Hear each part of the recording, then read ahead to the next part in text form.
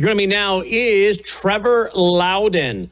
I think it was like 2 weeks ago, I said, you know what I think is happening here is as the economy becomes so difficult for young people, particularly young white males, they're going to be attracted to the idea of socialism. If you can't beat them, join them. I made some reference to that, right? If you go to school and you spend 4 years in school and you rack up lots and lots of debt, you get out, now you're in debt, and you go to find a job, but you can't find a job because you're being replaced with AI or you're being replaced by people from Asia. You're being replaced with people that are maybe fitting a quota, affirmative action. And then, of course, we see the price of living. Inflation. Owning a home, which has been classified as one of the ways to achieve the American dream, is, well, out of reach for most young people today.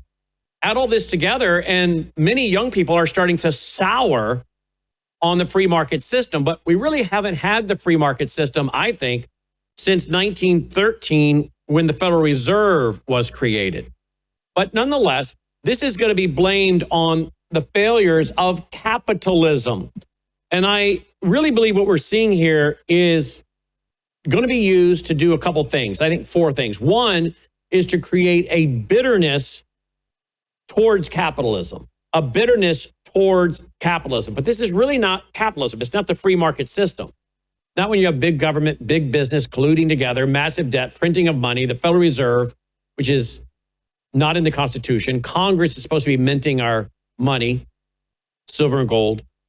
But you make young people bitter toward capitalism. And then you create in young people today an envy of those who are financially successful. And you see that happening with young people today toward baby boomers. They're the ones that have a lot of the money in their homes and homes paid off and the 401ks and the retirement accounts and all that, right? And there's an envy now. And you see it on social media, an envy of financial success. And so you add this bitterness towards capitalism, this envy of financial success, and you add that with, I would say, arrogance and ignorance. An arrogance and ignorance. In other words, they're arrogant about their ignorance. They don't know history, many of them. They don't really understand the times, but they're sure confident that they know what's right. And they're very arrogant in their ignorance. And so they don't understand the real problem. But of course, that's the goal. The schools are not going to educate them as to, here's the real problem. Here's how we got here. Let us tell you about the Federal Reserve. And then young people today, well, they're in need of a cause. They're in need of a cause. And there stands communism. There stands socialism, however you want to define it. Ready to harvest these middle-class kids. And hasn't that been the goal for many, many generations, the harvesting of the middle class? So you create a bitterness towards capitalism. You create an envy of financial success. You create an arrogance in their ignorance. And then you offer up a cause. And I think you're going to see a lot of young people who would have never been considered proponents of socialism going that way. Let's see what our guest thinks. Joining me now is Trevor Loudon. Trevor, welcome back to the broadcast. Thanks for being with us. Always a pleasure, Brandon. Great to see you. Great to see you too, my friend. What do you make of that little monologue? The four points. I think it's 100% correct. You know, the left has, well, you know, as you're saying, we haven't had the free market system in America for over a century. And, you know, as the government has got bigger and the market's got more distorted, that favors certain groups over others, which is then feeds into a class struggle argument. Then you get people, you're getting an age divide now between the young people and the boomers. You know, that's the old class struggle, you know, the old division coming through. And these young people are entitled. They've been filled full of self-esteem at school without actually having to do anything, but they have very little real prospects, many of them. So they are absolutely being set up for revolution and socialism. It's very, very plain. Mm. And hasn't the goal been to grab the kids of the middle class? That's been very crucial to the communists for over 100 years, right? It has, and you'll find that most communist revolutionaries have come from the middle classes. This is, whether you're talking Che Guevara or Fidel Castro or Mao Zedong, they came from the middle class of their time, the educated, more well-off classes. It's never been a proletariat movement. It's never been a movement of the poor. It's been a movement of the middle class. So this is like Luigi Mangione, a young middle-class guy. He's obviously embittered at society. Things aren't going right, so he decides to assassinate somebody in the street in New York. And there's many others he's an extreme example of what we're seeing happen to a whole generation of young people, particularly men. Yeah, particularly men. All right, I want to go to Russia. There is a podcaster out there. I'm not familiar with the podcaster, but Logan made me aware of this guy's statement. I want to play it. Again, I have no idea who this guy even is. I don't know what's going on with the hat, but I think Logan says he's a loser. So he's got a hat that, the Russian hat with dollars in it. So I guess he's trying to make a statement here, but I want you to hear what he's saying and see if you think there's any validity to this. Listen, please. But the point is like, sorry, but when you look at this, so basically what I know to happened, and I'm gonna be careful to not cause any problems for anybody, but I can kind of trace the story back a few years. A few years ago, I was approached by RT Russia Today and was offered a lot of money to work for them. Yeah.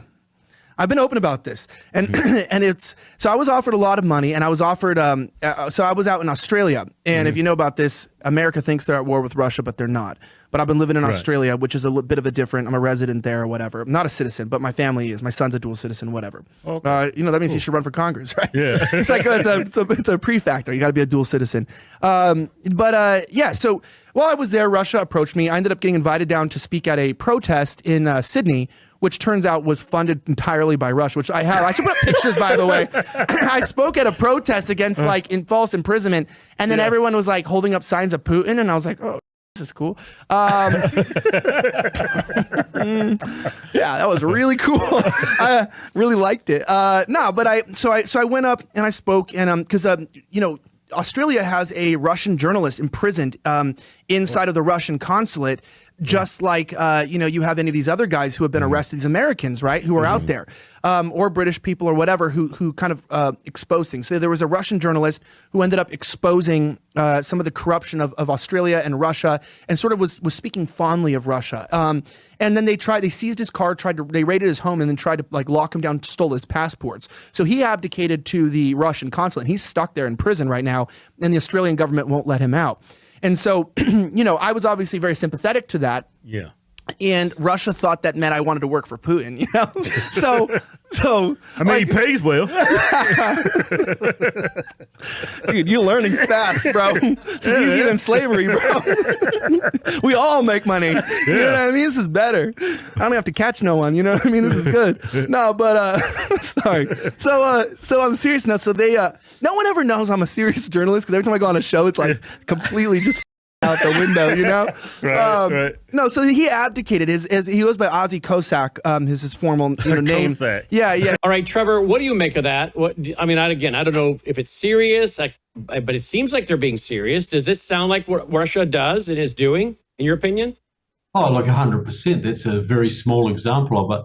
The guy he's referring to is Ozzy Cossack, who is a Russian who lives in Australia, who is a major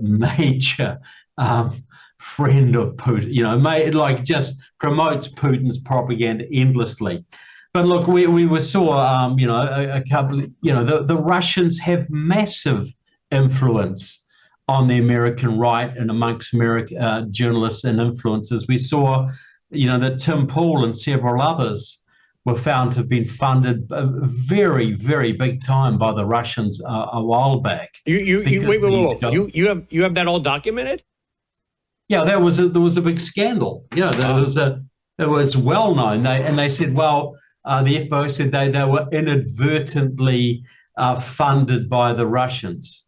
And maybe it was inadvertent, but they were getting large sums of money and they were influencers promoting Russian propaganda. Now, look, I only partially joke. There are three elements in the atmosphere right now. There's nitrogen, oxygen, and Russian propaganda. If you want to know, for instance, why the big rise in anti-Semitism on the right, that is all completely driven by Russian propaganda, which is coming through well-known websites, anti-Israeli propaganda, anti-Ukrainian propaganda, pro-Hamas, pro-Palestine propaganda, to drive a wedge in the American conservative movement, to split conservatives all around the country. It's no accident that Tucker Carlson and Nick Fuentes are both completely pro-Russia, both openly pro-Russia, as is most of what they now call the woke right. That is a Russian operation, 100%. So where do you think we're going with our young people? With this financial problem we have in America that does not look like it's going to end anytime soon. It's going to get worse. It looks like coming up in December, our government is going to stop any kind of quantitative tightening. And they've really got no choice. They've got no choice but to, go to inflation. In fact, I was having on today Patrick Wood, part two today at 1:00.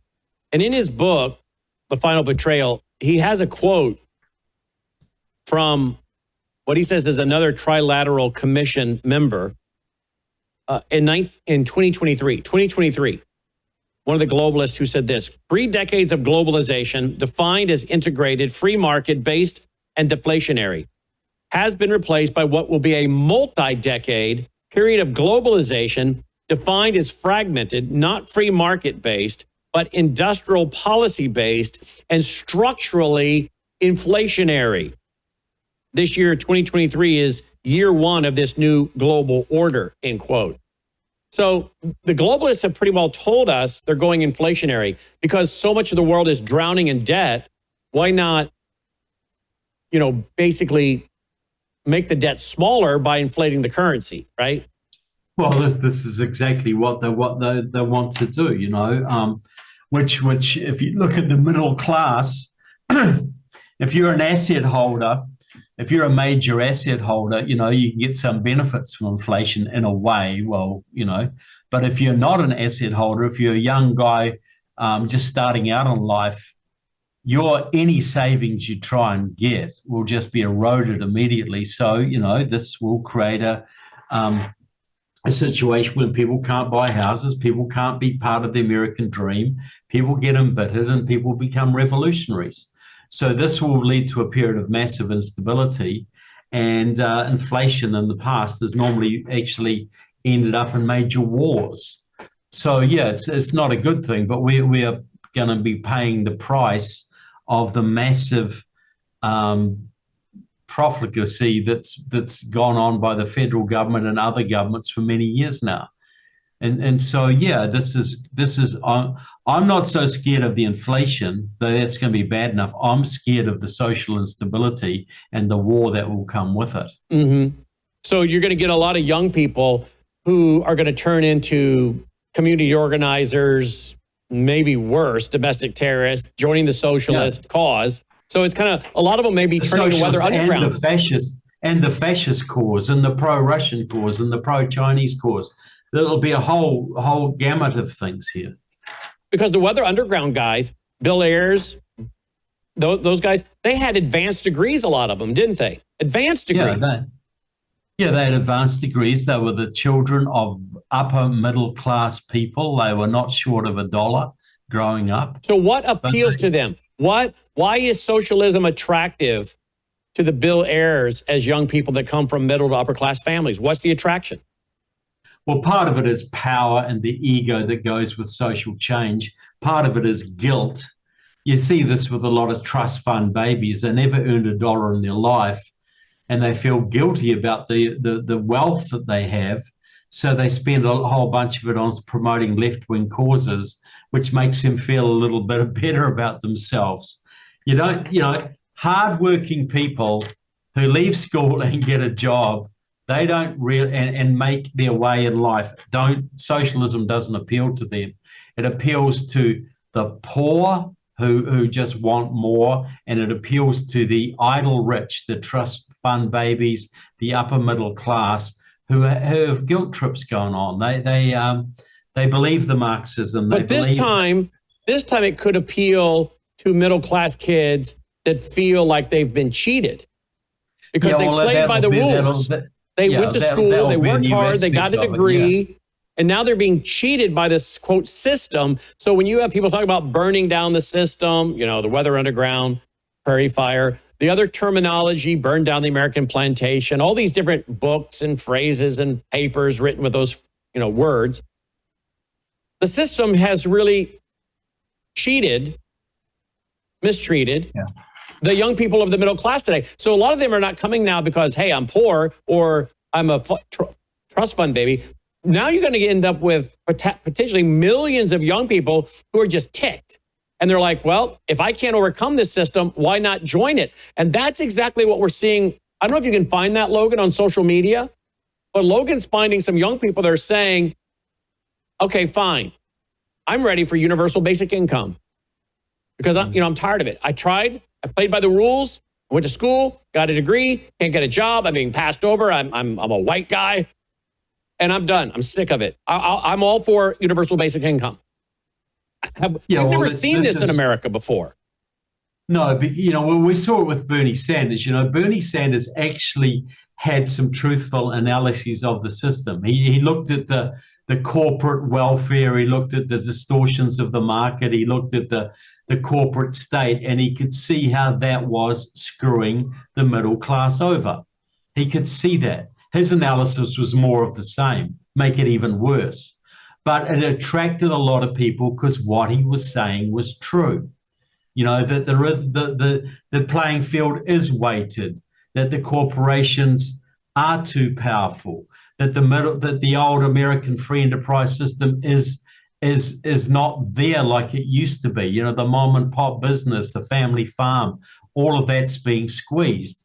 So, because too much government control. So Bernie, posits even more government control. So yes, you are. We're seeing the birth of great bitterness that could come to this country if Trump cannot get on top of things.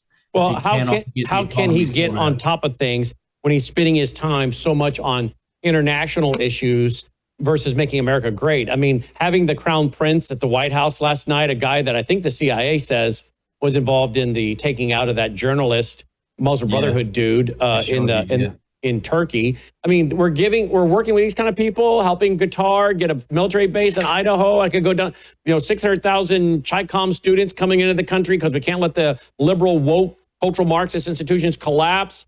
Being for H-1B1 visas, although it's really kind of contradictory because I also read articles where the State Department is cracking down on some of these H-1B1 visas. So it's like, why is President Trump not talking about that, which would, of course, encourage his base versus what he said to Laura Ingraham a week ago. But if I don't understand, President Trump is spinning everything, it seems, on international. And how does he expect to win the midterms? But I'm going to go back to where we were. You're talking for the first time in American history, millions potentially of middle-class kids who are not the typical who get into communism by your example, poor or trust fund babies. So now we have for the first time middle-class kids who are now just mad. They played by the rules, and I understand. I totally understand why they're ticked. They've been cheated. Their birthright has been stolen. What we need to do is tell them why. We need to tell them about the Federal Reserve. We need to tell them that Washington is a rigged Ponzi scheme, that this idea of Social Security is a scam. You should have been able to invest your own money. All of this. We need to tell them the truth. But how do we overcome if you have millions and millions of millions and millions of children, young people, I should say now, joining the communist cause? It's not going to take long as the baby boomers are dying, but for this is going to tip. Logan's telling me that Mark Mitchell's out there saying that one survey shows that those under 40, voters under 40, what is it, Logan? 40% of them, 40% of those under 40 that were polled are for UBI, Universal Basic Income. Is that right? Do I have that right, Logan? Okay, he didn't give a number. He said the majority of people under what age? 40 years of age? Even the Trump voters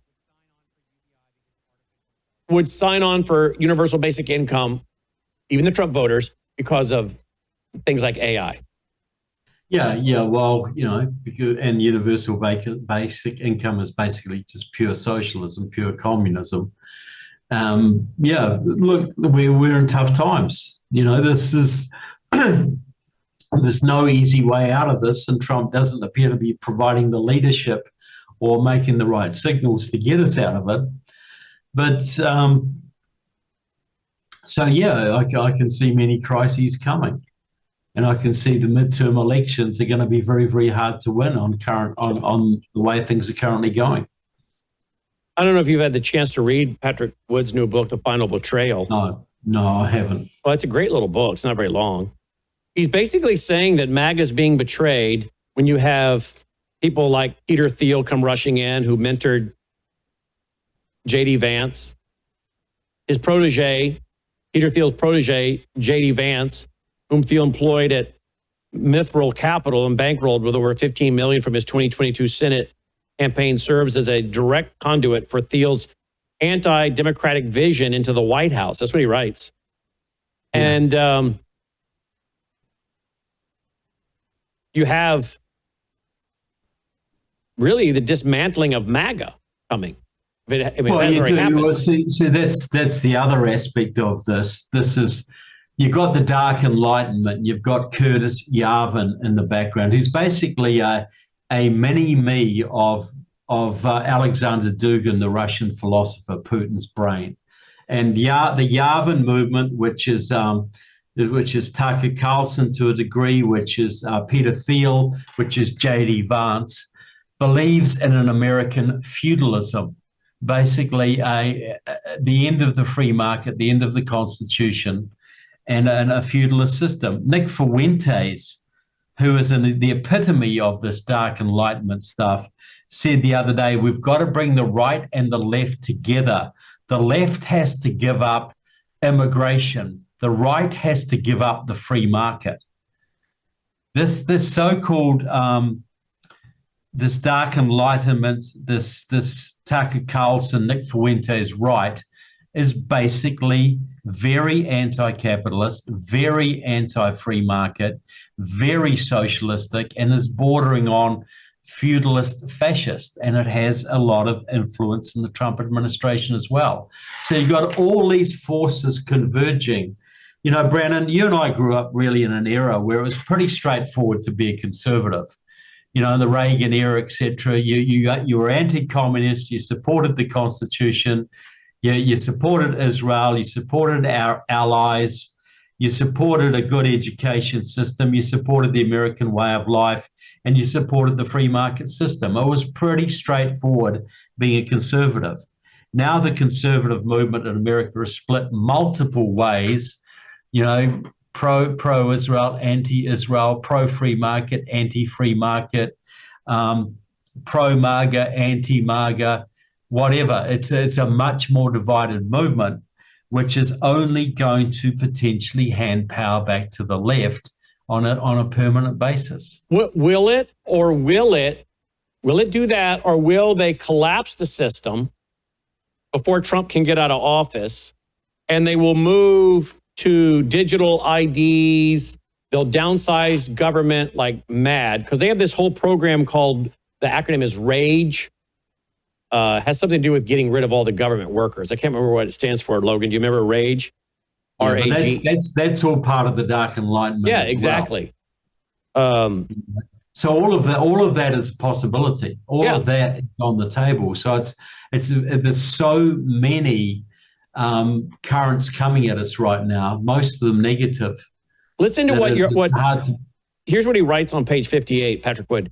Democracy in Yarvin's eyes, and this is Curtis Yarvin, who runs around with Peter Thiel, right? Who mentored J.D. Vance. Yep. Democracy in Yarvin's eyes is a failed experiment that breeds bureaucracy and what he calls the cathedral, a metaphorical alliance of media, academia, and government institutions that perpetrate progressive ideals and stifle true progress. Instead, he advocates for a patchwork of competing sovereign corporations where inefficient regimes could be rebooted or replaced without the messiness of elections, end quote. So in other words, what we have today has failed. So they want to go to more of a monarchy, a CEO. They want to make the president a CEO. We're going back to feudalism. We are ruled by the lords of the manor. Instead of the baron, it'll be the tech giant. The tech baron will be ruling the world. Look, Yarvin is a lunatic. He is a dangerous lunatic. I'm gathering you, like me, you don't trust J.D. Vance. No, I don't. Me neither. Because he's under the influence of Yarvin. And he is no friend of Israel. He is no friend of the American Constitution and should not be in the White House. In fact, J.D. Vance, Yarvin's ideas have garnered explicit support from Trump administration figures. Vice President J.D. Vance, a protege of Peter Thiel, who has called Yarvin, quote, a powerful, end quote, historian, cited him in 2021. Quote, there's this guy, Curtis Yarvin, who's written about some of these things. I think what Trump should do, fire every single mid-level bureaucrat, every civil servant in the administrative state, and replace them with our people, end quote. Vance has echoed Yarvin's RAGE, that's again an acronym, which stands for Retire All Government Employees. Retire All Government Employees. Now, that sounds like a good idea, downsize the size of government. But if you're replacing it with AI and computers, good luck getting on the phone and making your case to a bureaucrat who can actually help you. Now, you know how, we have an organization here, and we have a lot of paperwork and red tape.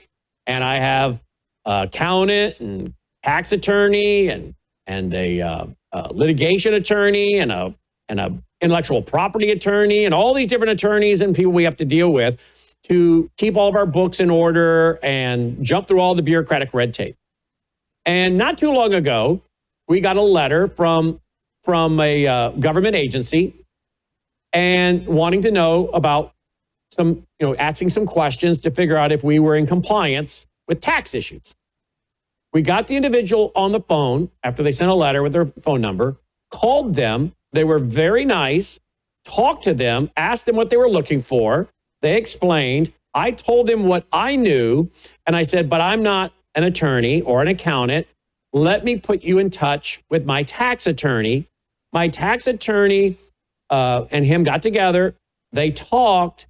And at the end of the day, my tax attorney was able to show the government worker what the laws are and why we weren't subject to a certain kind of tax. And the guy looked at it and he said, yeah, that's right. You're good. Your client's good. Thank you. We just needed to check this off in our box.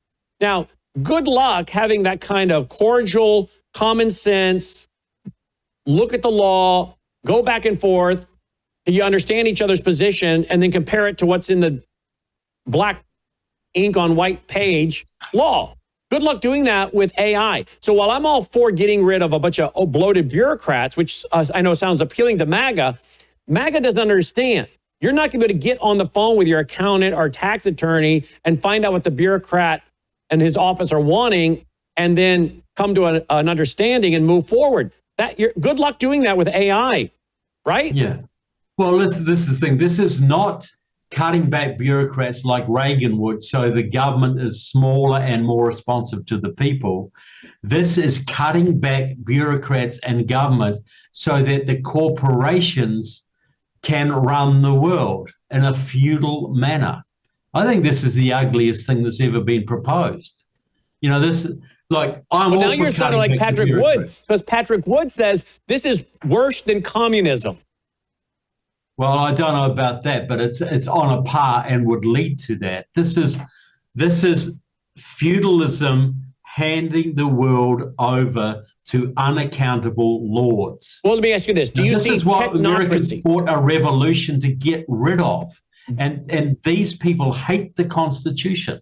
They explicitly hate the Constitution. Well, they openly talk about that this is outdated. We need to do away with it. I mean, and this is who President Trump picked it as his VP, who's hanging out with these guys. Well, he didn't pick him. This was Tucker Carlson and Peter Thiel who picked him. This is J.D. Vance got lumbered on Trump, just like George Bush II got lumbered. George Bush I got lumbered on Reagan. They put, you know, Reagan had a hard time because the insider types put George Bush I on. The Yarvinites, the Dark Enlightenment, these scumbags, to put it mildly, put J.D. Vance in there to advance their agenda, not American agenda, their agenda. Before I go back to something Yarvin has written, is technocracy worse than communism? It's obviously it would be a form of communism, but not quite the same, that's for sure. But would it be worse because of the fact that it is so computerized? Now you're talking about, I mean, China does this, but that's not pure communism. This is, again, technocracy. In other words, let me ask you this. Maybe this is a better way to ask it. How do you distinguish technocracy from communism? How does Trevor Loudon distinguish those two? Well, it's the natural outgrowth of two. You know, communism, well, technocracy is just communism with technology. All right. That's what it is. That's what I believe. I believe that. Chinese communism is communism. It's just Marx and Lenin with American. But isn't it also technology. The big government and big business? So isn't it a form of fascism mixed in there, not pure communism where the state owns it all, because it's now the public-private partnerships? Doesn't that make it a little different than traditional Karl Marx communism? Well, it may make it technically different, but the practical impact will be exactly the same. Fair enough. You know, Fair enough. like fascism and communism are identical in practice. It's just that, as you say, under fascism, technically, there are private interests who control business, you know, and under the overarching big state. In communism, you know, the government owns a business, but these are all academic differences. You know, all we should really be looking at, are you a sovereign individual? Are you protected by a constitution? Do you live in a sovereign country? If you can answer those questions, you're good, you know, in the positive. If any of those are undermined, you're basically on the way to tyranny. You're on the way to communism.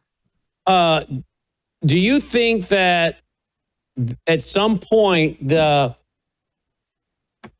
patriots, conservatives, constitutionalists will be in the streets protesting this system with the traditional social justice warrior? In other words, do you think there's at any point when they realize this system has been put in place, big government, big business, big corporations, and partnerships with big government coming together to create a system that has us all as digital slaves? Do you think at some point the patriots, the constitutionalists, and the social justice warriors spill into the street because they realize that while they don't agree on a lot of things, the system is rigged against all of us? Do you ever see those two groups coming together to fight this tyranny? Not realistically, not on a permanent positive basis. There might be, and this is what Nick Fuentes is saying, we want to bring the right with the left together to fight the system.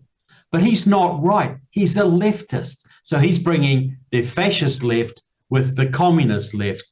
We are not part of that. No, we're not part of that. But at some point, don't you think people are going to wake up, even the social justice warriors, and realize, I mean, traditionally, that's your useful idiots, right? And they're the first ones that get shot and killed with a new regime, right?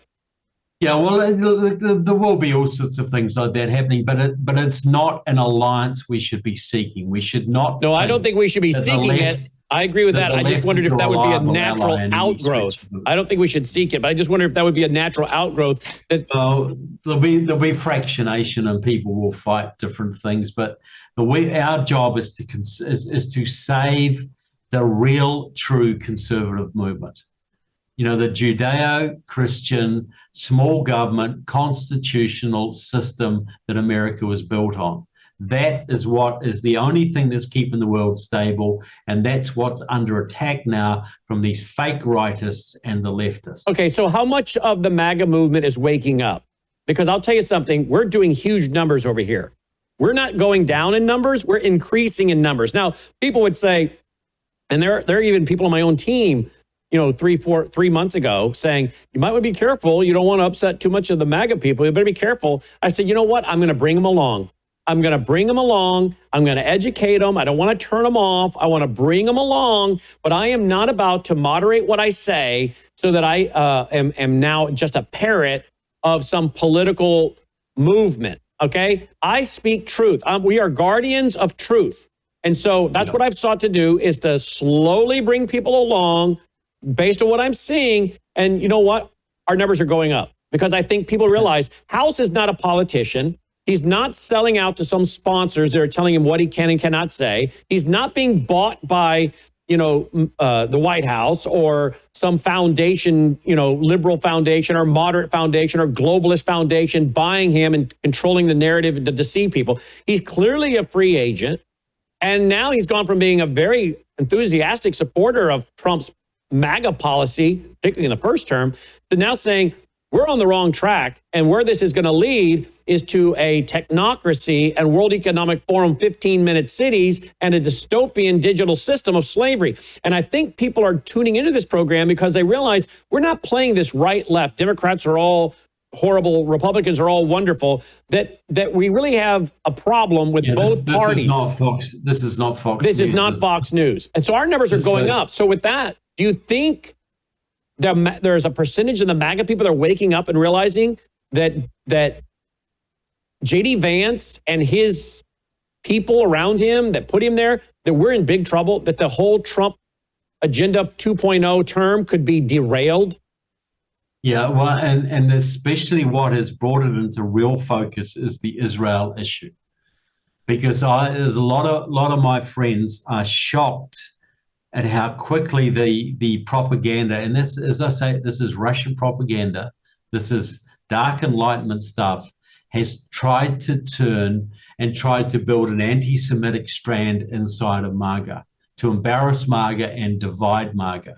So a lot of my friends have been quite shocked at this, and I'm seeing a unification here. We have got to defend the conservative movement as we understand it, not this woke right, not this big right, not this Nick Fuentes, Tucker Carlson right, but the constitutional, Judeo-Christian, straight up the line, small government, strong defense, conservatism that we often, that really was what we all aspired to for many, many years. Okay, so wait a minute now. Still as conservative. Why did the Peter Thiels, of the world, allow a Tucker Carlson to go down that road?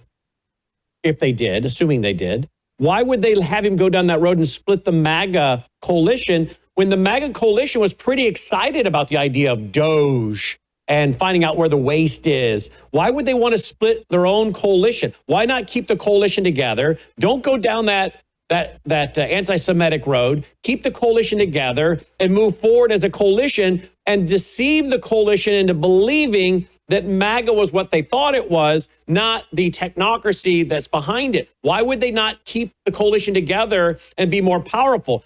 How do they gain by splitting the coalition now?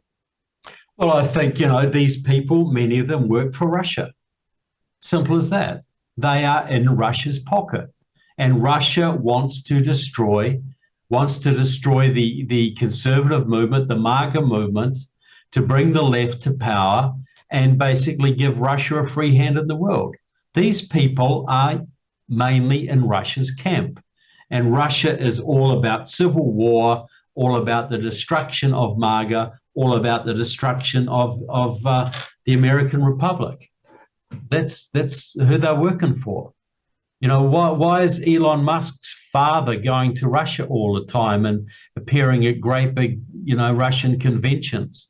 Why is Tucker Carlson interview, why does Curtis Yarvin say we should all give Europe to Russia and we should give Asia to China and just have America? This is a Russian-sponsored movement to divide and destroy the conservative movement here.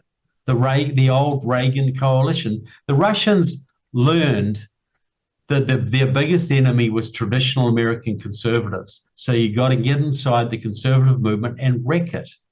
That's the overarching goal here. Let me give you a quote. Logan, can you pull up a quote in a video of Curtis Yarvin? I don't care. I just want to show what he looks like more than anything.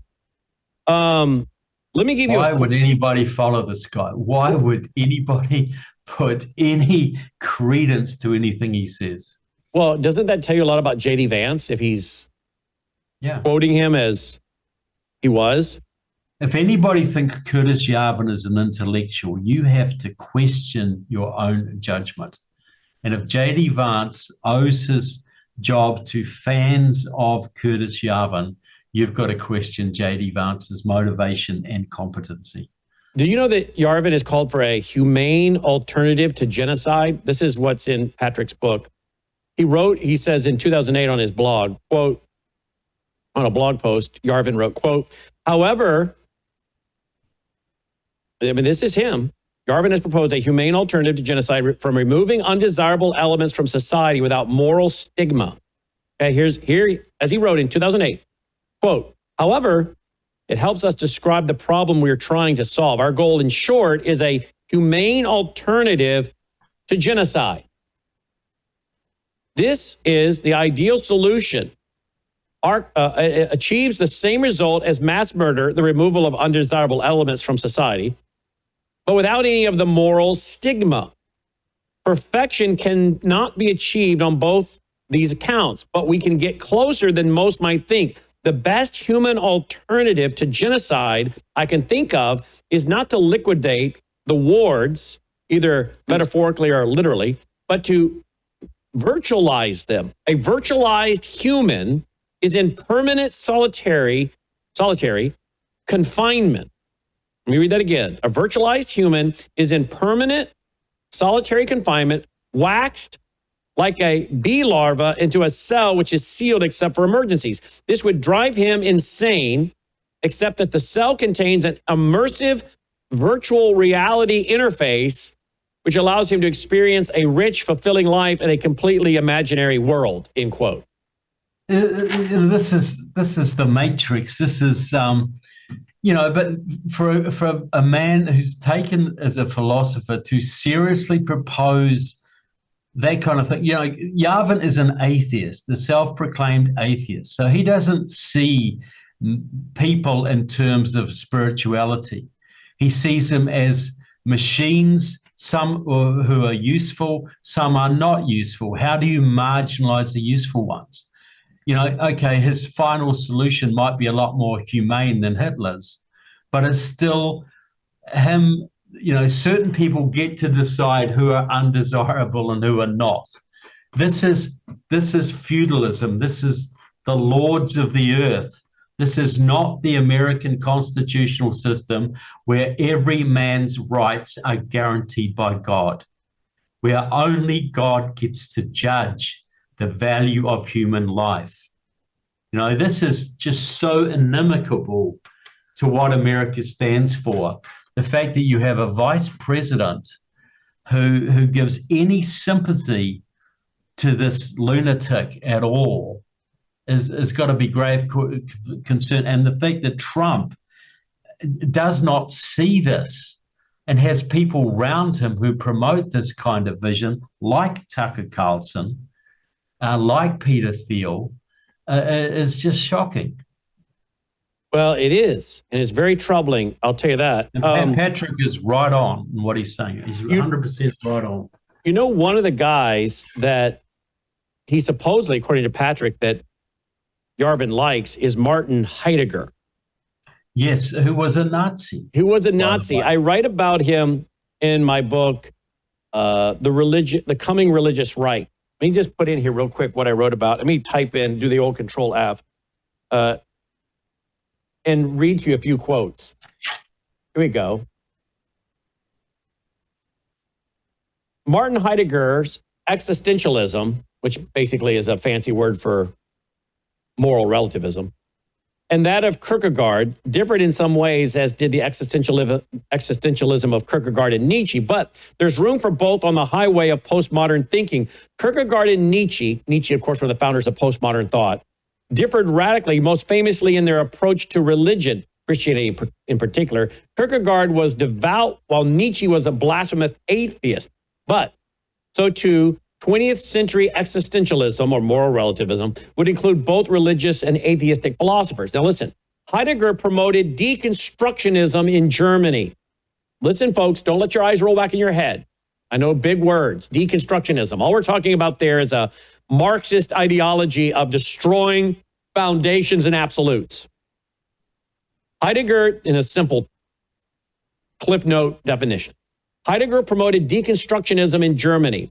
And when he joined the Nazi Party, he helped teach the idea of community and collective salvation to the false church in Germany. He believed that through Darwinian evolution and eugenics, the German people would create the Superman of Nietzsche and rocket beyond biological evolution to spiritual evolution. That meant Germans needed to embrace this idea collectively so they could all advance on the road of biological and spiritual evolution to ultimate salvation. Now, that's from my book, The Coming Religious Reich, 2016. Now, Wood says that Yarvin, who I guess is running in the same circles with Thiel and J.D. Vance and those guys, the dark Enlightenment, the tech bros, technocracy, that Yarvin respects philosophers like Martin Heidegger. Well, you just see there, Heidegger is embracing the idea of Darwinian evolution. We've got to have societal evolution. Society evolves, morals evolve, the law evolves, we have spiritual evolution. And Wood claims that Yarvin is someone that follows Charles Darwin. But then you add in the deconstructionism, destroying the foundations, destroying absolute truth. And then collectivism, the good of the group over the individual until we achieve some kind of Superman or enlightened human being. Yeah. So now he's talking about some kind of clean technological way to do away with, I guess, the undesirables. I mean, how is this not really just modern day Nazism updated for the 21st century? Yeah, absolutely. It's WF. It's what's Klaus Schwab's little buddy's name? Who Noah Harari. Harari. This is all. We have no faith in God. We have no faith. Yarvin is an atheist whose grandparents were communists, right? Right. You have no faith in God. You have no faith in the goodness of man at all. You believe that this democracy idea or this constitutional idea where everybody has rights, that has led to socialism. The only way forward for man is the strong men, the smart men, to rule the world in their image, and they will perfect man, and they will get rid of the undesirables, and they will, cleanse our society without this bothering about elections, without accountability, any of that. This is just, this is feudalism with technology. This has got elements of Nazism, elements of communism in it. It is not traditional American conservatism. It's nothing to do with the Constitution. It's nothing to do with Judeo-Christian values. And it's being sold as the way forward for the US right. Well, if that's the right, it's wrong. That is not the right. That is a new form of the left, a horrific form of the left. And that's why you get people like Nick Fuentes saying that, we got to give up the free market. We got to give up these things. And this is why Yarvin just trashes the Constitution. It's a mistake. The Enlightenment was a mistake. The Dark Enlightenment, we got to go back to the Middle Ages. If he essentially wants to go back to the Middle Ages with modern technology, that's not the world I want to live in. No, that's not the world that's not the world we want to have anything to do with. On chapter 6, which is page 71, listen to what Wood writes. Yarvin does not champion capitalism any more than he does democracy. He is critical of both.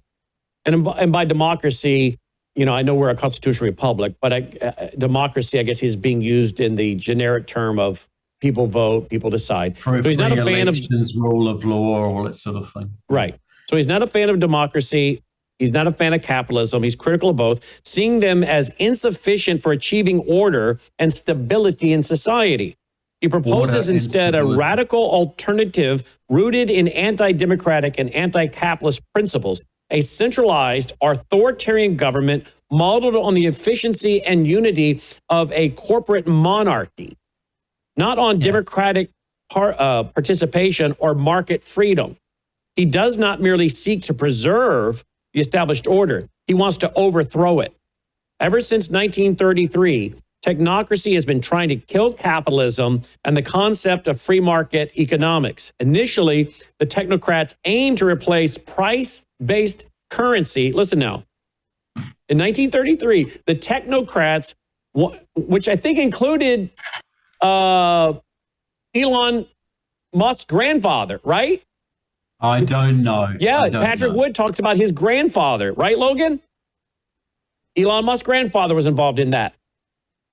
Technocracy has been trying to kill capitalism and the concept of the free market economics. Initially, the technocrats aimed to replace price-based currency with energy credits and eliminate private property altogether. Energy credits back in 1932. Citizens were reduced to mere chattel to be cared for from cradle to grave.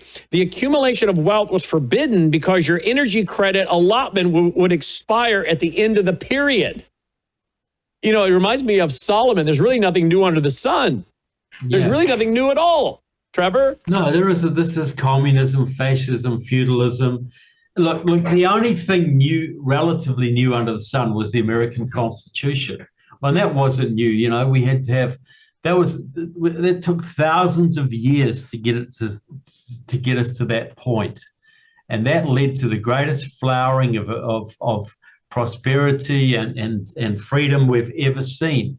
And these guys want to turn their back on all of that and go back to the Dark Ages because they do not like that people like you and me, Brandon, and the people watching this should have some say in our lives. They do not like that.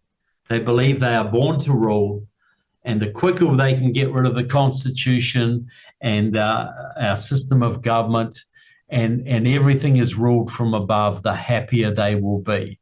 Yarvin is the philosopher to the king. It was always the king would try and expand his power, and the philosopher would tell him how to do it. Mandel House for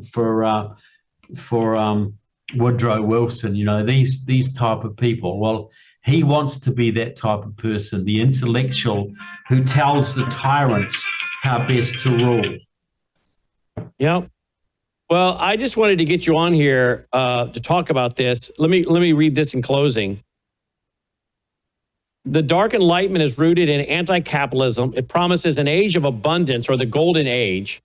It promises an age of leisure with minimal work required. Universal basic income. To get there, it proposes to abandon money, debt, and interest entirely, replacing them with a new system based on cryptocurrency, blockchain, and artificial intelligence. Further, it will replace the constitutional republic with a monarchy. Yeah. This is something we should be looking forward to.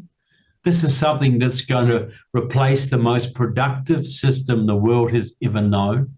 This is going to lead to absolute tyranny, absolute evil. This would be North Korea with American surveillance technology. And you have serious people thinking this lunatic is worth listening to. Well, he writes that the lack of vision explains why industry sources suggest thousands of custom bunkers have been commissioned globally, the majority going to wealthy individuals and celebrities.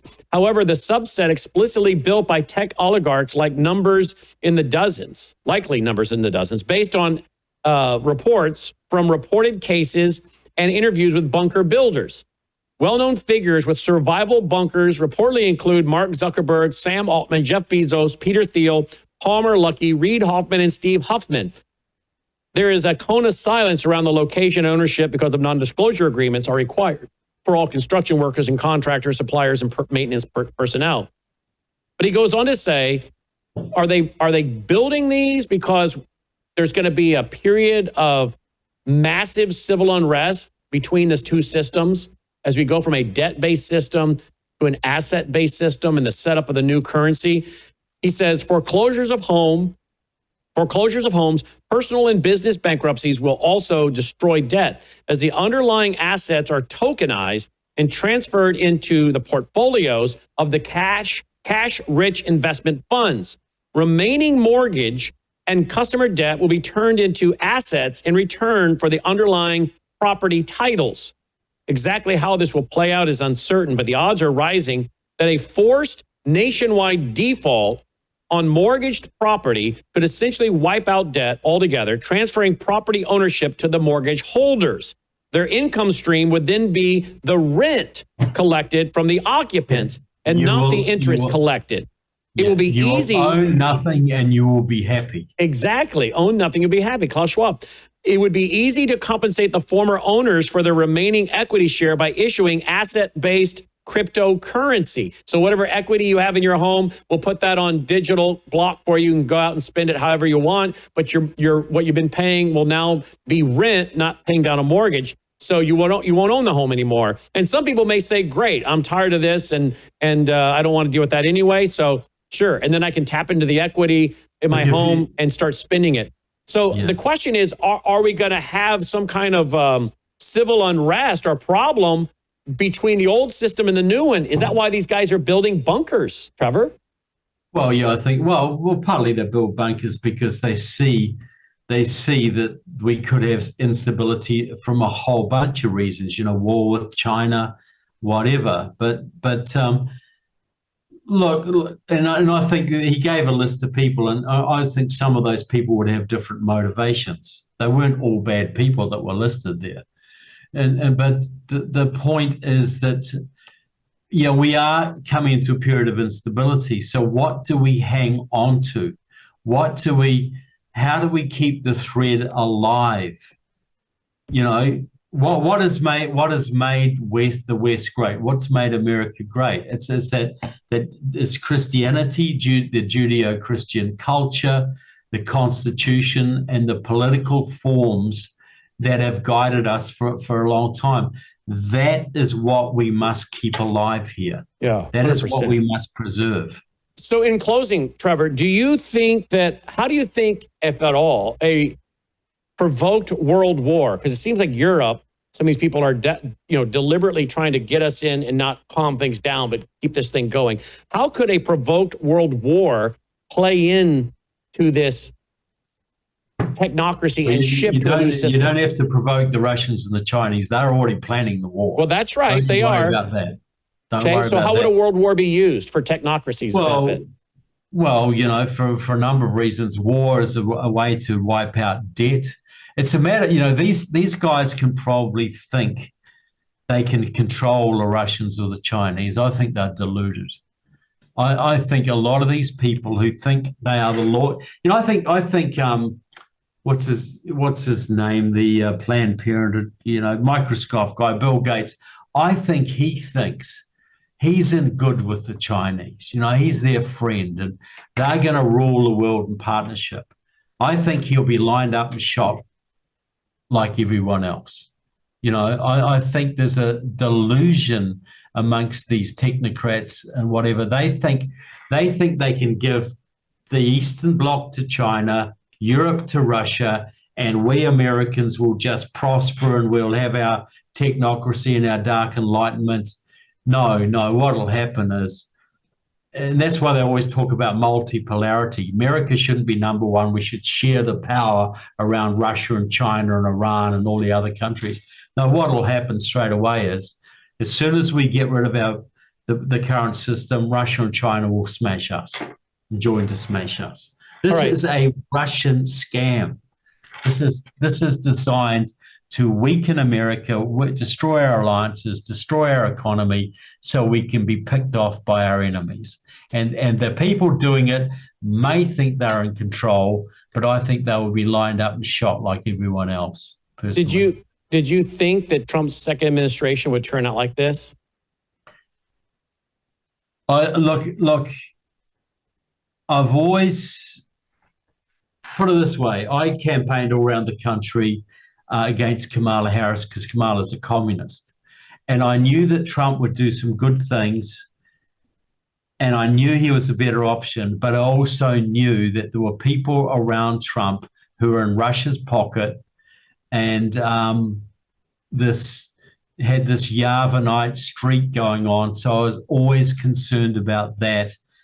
So I'm not altogether surprised, and I'm very glad of the positive things Trump has done, and I'm glad for him for saving us from Kamala Harris and the Chinese immediately.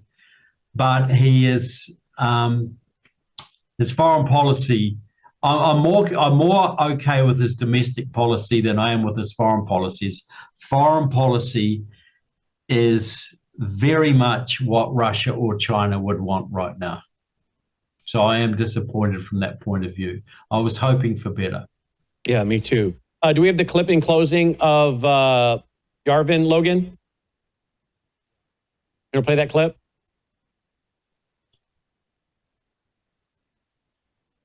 So there's a great piece that I've sent to, some of the people that I know that are involved in the transition, there's all sorts of people milling around. Name one. There. Name one. Wow. Name one. Well, I definitely know Mark Andreessen, and so I sent this piece to Mark Andreessen. I'm an outsider, man. I'm an intellectual, and the actual ways in which my ideas get into circulation is actually mostly through the staffers and the kind of younger people who basically kind of, swim in this very online kind of soup.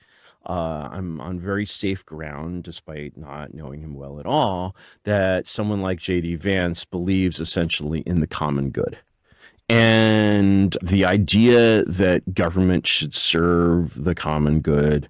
And I think that people like JD and people in the sort of the broader intellectual scene around him, which is very varied intellectual scene, would all agree on that principle. Now, if that principle, I don't know what you mean by democracy in this context. What I do know is that if democracy is against the common good, it's bad. And if it's for the common good, it's good. I think what you just described might be something that Peter Thiel would agree with. And there was... I think a progressive could agree with it. And there was reporting that I saw, I think it was 2017, reporting done by BuzzFeed, where they... published some emails, I think, between you and the right-wing provocateur Milo Yiannopoulos, where you talked about watching the 2016 election with Peter Thiel and referred to him as fully enlightened. What would fully enlightened have meant in that context? What fully enlightened for me generally means fully disenchanted. When I look at basically what the kinds of people that I know not really that well in Silicon Valley think, I'm basically like, have people like this been exposed to my ideas? Yes. Do they agree that America should be a monarchy? I doubt it, but I have no idea. But what they agree on is not a belief, but a disbelief. So I think that when a person who lives their life within the kind of, sort of progressive bubble, liberal bubble, use whatever term you like, of, the current year, looks at the right or even the new right or whatever, you want to call it, I think what's hardest to see is that what's really shared is not a positive belief, but an absence of belief. Basically, we don't worship these same gods. We do not sort of see, the New York Times and Harvard as like divinely inspired in any sense, or we do not see their procedures as ones that that's sort about of it. All I can lead. take of that guy. He uses a lot of words, but doesn't say much of anything. But I guess that's a philosopher for you, Trevor. But this is a leading intellectual. He calls himself an intellectual. I would struggle to give him that term. He's a smart guy, but he just waffles. He has no understanding. He either has no understanding of what he is trying to throw away, what has made this country great, no understanding of what it takes to keep it great, but he's just harking back to these old ideas that have been around since the dawn of history, giving them a new packaging, and every single time they've been applied, they've led to tyranny and chaos. Yep. And this is a guy who has the ear of the vice president. Are you serious? If they run J.D. Vance for president, he's not presidential, number one. But if he runs for president, he will lose. I don't see him having the personality, the character, and as the more of us expose this kind of thing, I don't think this guy is a prayer unless they rig the election, in my opinion. Yeah, well, that's right. Well, I certainly do not want him on the ticket. I think he's a menace to the Trump ticket. I think he was put on there to carry forward an agenda which is actually opposite to Trump's. And I guess we better pray that Donald Trump lives and finishes his entire term. Well, that's right. I do not want President Vance getting inaugurated next year or something crazy like that. No, I'm very serious. And J.D. Vance might be a likable guy. He might come across well, but his ideas, if he thinks that guy, Curtis Yarvin, is someone to look up to, do you really want him anywhere near the White House? Or even if his connection is through Peter Thiel, and Thiel likes Yarvin or any of his ideas, do you really want Peter Thiel that close to your president and vice president? I don't think so. No, I don't at all. Here's a picture. Here's a picture of Yarvin. There he is. Because I want to end on a little bit of humor tonight. I can with you, Trevor. That's, I guess, a picture of Curtis Yarvin.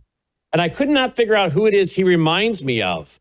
But I think I have figured out. Someone I actually met, believe it or not, in a studio in St. Paul, Minnesota years ago. I walked in and there he was. But I don't know.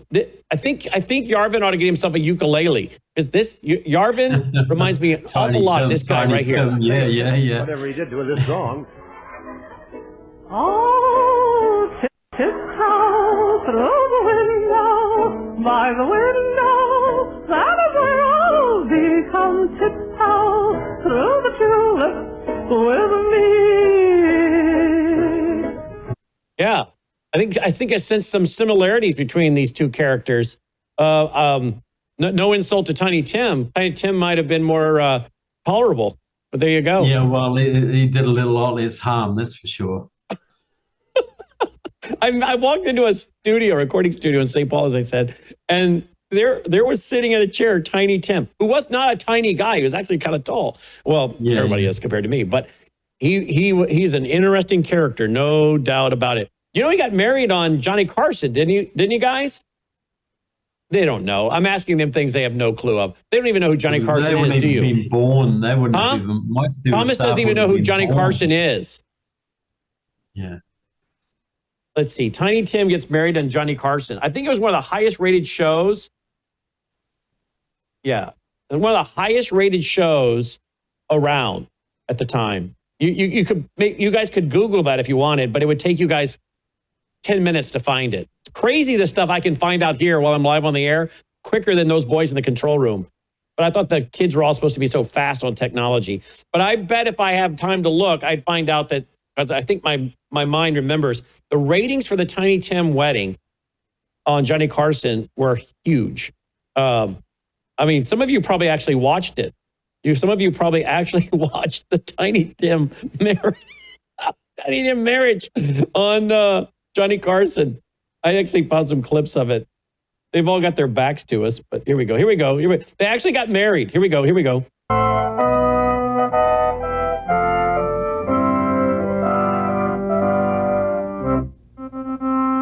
Do you remember this? You were probably in America at the time. No, I certainly remember Tiny Tim, but I don't remember this. I don't think I was alive yet. I'll have to check the date on this. Maybe I was. I'll have to check the date, but I don't remember it, but I sure remember the replays of it.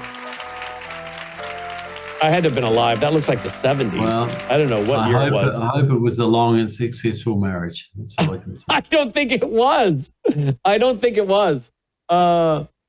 Let's see. Boy, this is deep television tonight, right? Yeah. I have to look up. After what we've just talked about, a bit of light relief isn't going to go astray, is it? No, it's not. And I have to look up what year he got married. He got married on Johnny Carson. 40 million people watched. One of the most watched television events ever. See, I told you. That was in 1969, December. So I was... yeah. I wasn't even in high school. I was like 8 months old, so I don't remember it. But it was 40 million people at the time watched it. One of the most watched television events ever. What was his wife's name?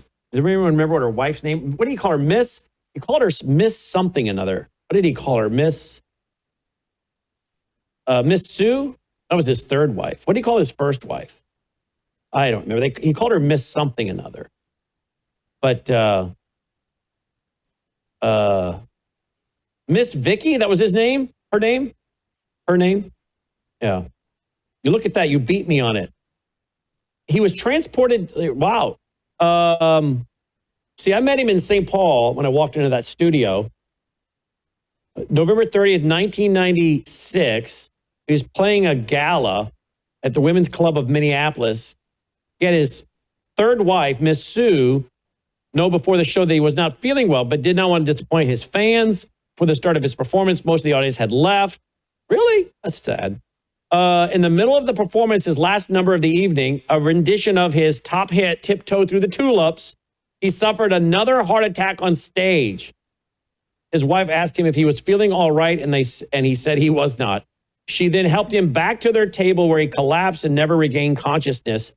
EMTs performed on-site CPR and transported him to Hennepin County Medical Center, where his repeated revival attempts failed. He was pronounced dead at 11:20. He was buried at Lakewood Cemetery in Minneapolis, 1996. Wow. I wonder how old he was when he died. I can tell you that.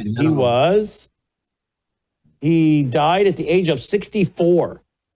Oh, I didn't think he was that old. Yeah. Okay. I met him just shortly before he died. If he died in 96, and I met him just shortly before he died. So anyway, for what it's worth, I think Yarvin reminds me a little bit of Tiny Tim, but Tiny Tim wasn't dangerous, I don't think. Yarvin, no, different story. No. But yeah, very much a different story. Well, if it doesn't work out for Yarvin in the intellectual world, he maybe should learn to play the ukulele. TrevorLoudon.com. Let's go over there. Boy, we taught you a lot in the control room tonight, didn't we, Thomas? You didn't know who Johnny Carson was. You didn't know who Tiny Tim was. You've learned quite a bit tonight, haven't you? You've seen Tiny Tim clips growing up. You have. You've seen clips of that one. All right, but you didn't know who Johnny Carson was. That's disgusting. How could you not know who Johnny... I'm going to have a talk with your father. Let's go here. TrevorLoudon.com. TrevorLoudon.com. Get all of his books and follow him on X and social media. Closing word of encouragement. What do we need to do with all the information we've taken tonight? What do we do? Well, we have to it's up to us to deepen our faith and deepen our commitment to this country, to what made it great, to the Constitution, We have guidelines. We got to be faithful and we got to be courageous, because this is a time where there's confusion all around. Stick to what you know, deepen your understanding, and we may get through this. You know, well, look, you know, truth makes everything better. I don't know how the world's going to go, but the more truth we can get hold of, the more we can stick to it, the better it's going to be. Yeah. Well, I do think that's the only way forward, isn't it? when I look at this through the lens of the Bible, Trevor, I think what we're seeing is the building of a global beast system. I mean, how else can you describe it? When you start reading, it certainly looks like that, yeah. Mm-hmm. Which again, I guess I just have to do we give up and say it's coming, it's inevitable? No, we have to oppose evil every single inch of the way, every inch. Christians have to oppose evil regardless. We do not sit back and say, oh, well, it's prophesied to happen. No, we're called to occupy till the Lord returns, to oppose evil, speak up and speak out, and not be a part of doing anything to advance it. I think that's very crucial for conservatives and Christians. Don't be a part of advancing it. Call it out. Ephesians 5:11 have nothing to do with the unfruitful works of darkness, but rather expose it. And that's what we're doing. Yeah, 100%. And look, Christians don't get to stop paying their mortgages because they think that the end is imminent. They don't get to stop keeping their personal commitments, and they don't get to stop opposing evil and defending their country. That's right. That has to happen to the last moment, because 100%. none of us know when that's going to be. Yep, 100% agree. You go to your bank manager and says, I think the end of the world's imminent. I'm going to stop paying my mortgage this month. Well, how's that going to go? Not going to go well. No, and if Christians do that kind of thing, as far as giving up and not being salt and light and fulfilling the Great Commission, it's not going to go well for them either at the Bema seat where we get our rewards.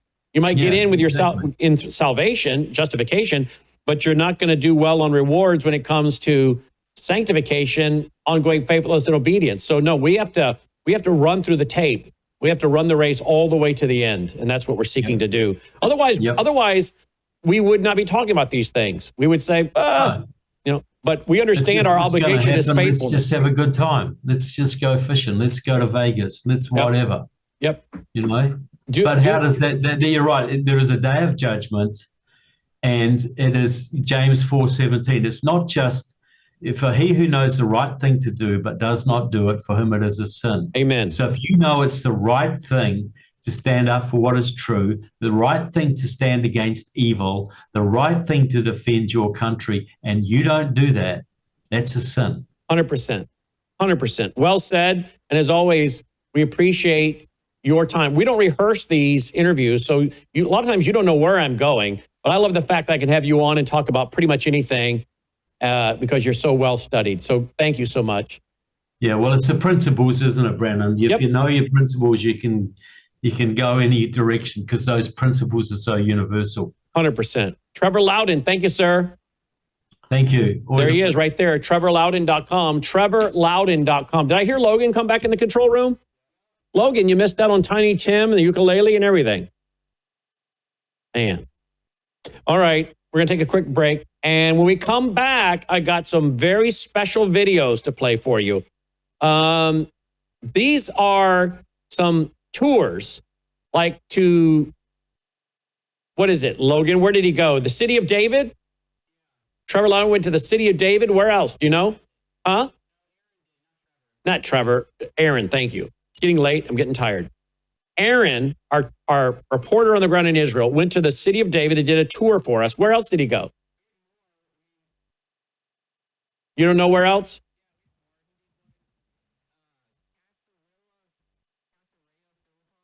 Oh, he went to Philippi? All right, we're going to play that. What else we got? All right. He's got a few of them. We're going to play the Pool of Shalom. I definitely want to play that one. All right, we've got several. We've been asking him to go out because, he's a tour guide in Israel. That kind of got interrupted after October 7th.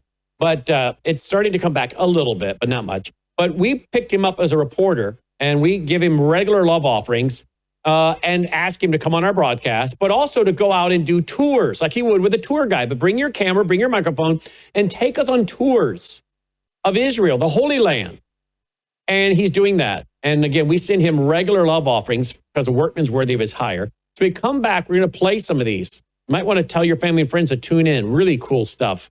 And if you appreciate the fact that we have a reporter on the ground in Israel and that we do have doing these kind of special programs, we appreciate your support of our foundation that helps allow this to take place. Worldviewfoundation.com, worldviewfoundation.com. We'll be right back with a, special tour of very important biblical sites in Israel by our tour guide and reporter, Aaron Lavarco. We'll be right back.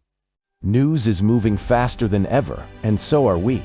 WorldviewTube brings you 24/7 live stream coverage and now real-time alerts when it matters most. Once you have the WorldviewTube app installed, exit the app and navigate your way to Settings. In Settings, locate the tab labeled Notifications. Select the Notifications tab.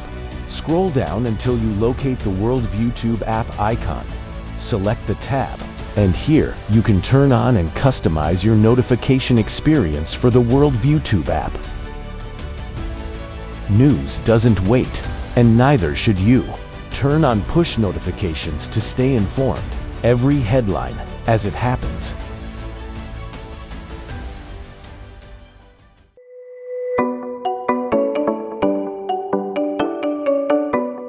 Introducing the Sentry Wellness System, the ultimate undersink water treatment solution designed with you in mind. Say goodbye to harmful toxins and hello to water enriched with essential nutrients like calcium and magnesium. Enjoy the benefits of increased pH for on-demand alkalinity, all from a zero-waste system that fits seamlessly into your home. Installation is a breeze, taking just 15 minutes, so you can have clean, healthy, great-tasting water straight from your tap.